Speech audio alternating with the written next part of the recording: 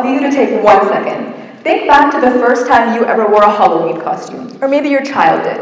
The very first time you saw their glittering eyes in their favorite costume. Maybe it's that astronaut costume with a big head, or maybe a doctor costume with a white lab coat. I remember vividly that my very first costume was a pink princess costume. I had the prettiest little tiara on my head, a pink gown, and beautiful heels.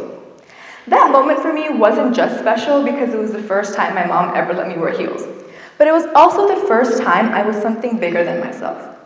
A lot of the time when we wear costumes, we forget to realize that we love ourselves at that moment because we're something we want to become.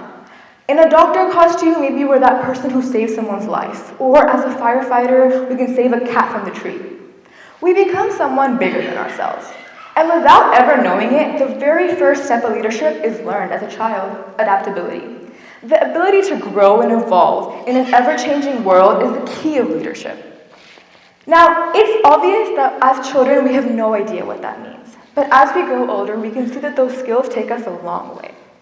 So today, I'm not here to tell you guys that I'm some CEO, or I'm some doctor, or a global change leader. I'm a 17-year-old girl with a story to share with each and every one of you. Because the truth is that the hats may change, the lesson remains. Leadership is not about who you are, it's about who you're willing to become. The very first time I learned about leadership was not when I was a high school president or when I was a class leader. The very first time I learned about leadership was actually when I read a history novel. Now that novel was about Abraham Lincoln.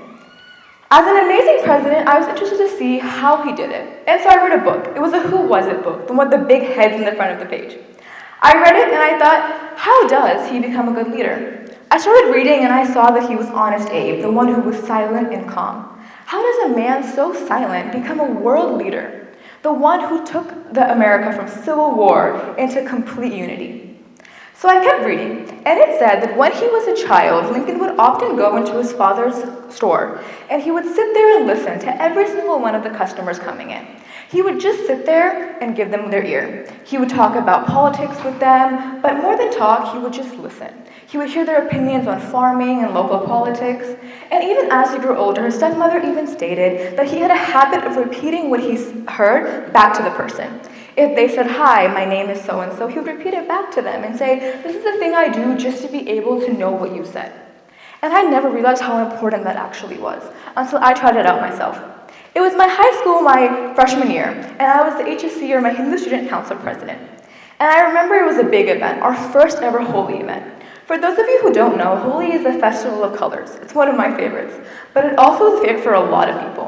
So our estimated count was around 200 people. I remember that day I came on and had to do all the planning. The night before, I think I heard my name more times than I've heard it in my entire life. Nishka, do the planning. Nishka, do the fundraising. Nishka, do this. But I thought, instead of yelling at them or asking them 1,000 questions, I stood there and I listened. I heard my vice president give me advice of how the cleanup should go. I heard my PR manager tell me all about how I should advertise, and I gave them an ear.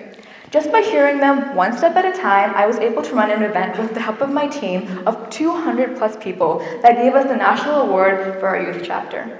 It's just that idea that kids need to learn to listen before they speak. It's not that speaking isn't important. It's very important to know how to speak and be able to come in front of a crowd and talk. But it's even more important to listen, to be able to grow as a person by hearing the other one. Now, the thing doesn't just stop there. It keeps going. The second biggest thing is grit, the ability to adapt to change especially. I learned this from a news channel, and it was featuring a story about Indra Nooyi, the former CEO of PepsiCo. I actually had never heard about her before this moment, and when I heard her story, I was impressed. She was a middle-class woman from Chennai, India, and I thought, that's amazing. I was born in India, but her story was revolutionary. She grew up in India, a country where a lot of the gender roles were very set in stone. It was men played the sports, women were at home, and it was pretty set in stone that way. But she grew up playing cricket. She said her family had often encouraged her to do the things not everyone meant to do. And when she came to America, her hardships kept growing and growing. Today, I'm standing here wearing a vest. Many of you might be wearing a suit, a blazer, or just some nice pants. But none of us stopped to think about the idea of how much money it took to get those pants or that blazer. For Indra Nooyi, she knew the whole passion of how it came to be. She remembers working a night shift job at a gas station just to get money to buy her suit for her first interview. The whole idea of working that hard just to be able to get a suit is inspiring, because she wasn't able to just give up to change. She wanted to face it head on. In fact, that similar idea of being able to face change head on was the reason why she's a successful CEO.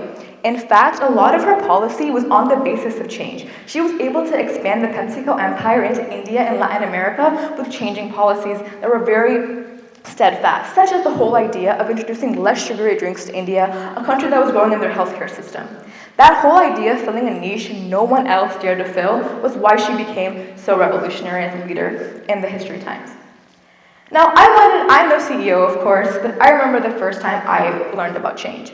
It was when I walked into my first hackathon. As many of you know, tech is a severely male-dominated field. I remember seeing the room. It was an 8-to-10 ratio. If I sat there and said that there were 10 people, 8 were male and 2 were female. Ironically, in my group of 10 people, there were 9 males and I was the only female. And as my assigned role, I was the leader. I remember the whispers very vividly. They looked at me and they said, "She has no idea what she's doing." I hadn't said one word, nor had I made any indications of my knowledge. But they knew I had no idea, because I was a girl.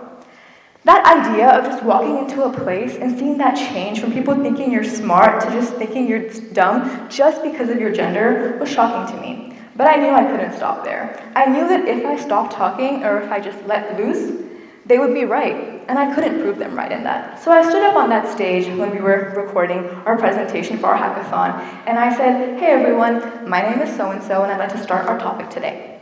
That idea of facing change is hard. It was one of the hardest things I ever did. To be able to adapt to a changing environment is the second key thing that leaders must be able to learn early on. Now the third thing, not everything is just in CEOs or presidents. A lot of leadership goes on in sports as well. Serena Williams was my example. I'm not a big sports watcher, I'll be quite honest with you, but when I heard her story, I was amazed. Serena Williams is one of those leaders that wasn't leading a big group of people, but her own story is revolutionary.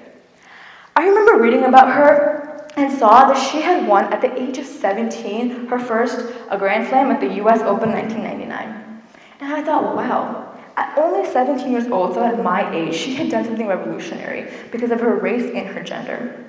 But for her, the struggle didn't stop there. She, in fact, had a pulmonary embolism, a very serious illness that set many people off the stage of even performing at any kind of sports event.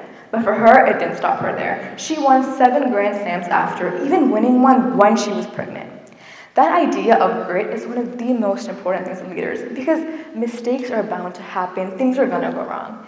I think one of my favorite things I ever learned was, if you think one thing's gonna go wrong, 10 will go wrong. If you think 5 will go wrong, 20 will go wrong. And that's okay, because that's just how life works. I remember for me, I had a similar sports incident, nowhere near comparable to hers, but very likely the same. I was in a martial arts. I was at my black belt exam. It was in 3 weeks. Around that 3-week mark, I went to an ice skating rink, and I hurt my tailbone pretty bad. I was off the mat for 2 weeks, leaving me 1 week to practice. A lot of times, martial arts practices take 1 month. But for me, I had 1 week, and I had to make it work. It wasn't about giving up, because giving up was so easy then. I could have just sat out, given the exam in the next 3 months, but I wanted to give it now, because I knew I deserved it then. I spent around 7 hours a day at my mat practicing, because that's what leadership should be. The ability to be the one who makes me able to go through every single change and every single hardship. Because it's okay, life is always like that. So I picked the trifecta of things that you should be able to handle change, you should be able to have grit, and you should be a good listener. I in no means am saying those are the only 3 things you should learn, but those are the 3 most important things to be able to have as youth leaders. The problem isn't there though. The problem is, as children, we are taught somewhere along the way to pick a path. Pick a college, pick a major, pick one place you want to go. But that's where the problem lies. It isn't about picking one path, about picking the next thing. It's about becoming everything. Yes, you want to become a doctor, you want to become an engineer, all of that is beautiful. But one of the most important things to realize is that leadership isn't about who you are right now. It's about all those new steps you'll be. Maybe along the way, becoming a doctor, you'll be a businesswoman, a motivator, a problem solver, an enthusiast. everything along the way. So always remember that as your hats change, as you grow up in life, it's always important to take those small steps forward and grow as a leader. Because it doesn't start when you're first club president, it starts from the youth. And so every single time you sit there next time, ask yourself the question. It's not about if you want to be a leader, it's about what hat will you wear next. Thank you very much.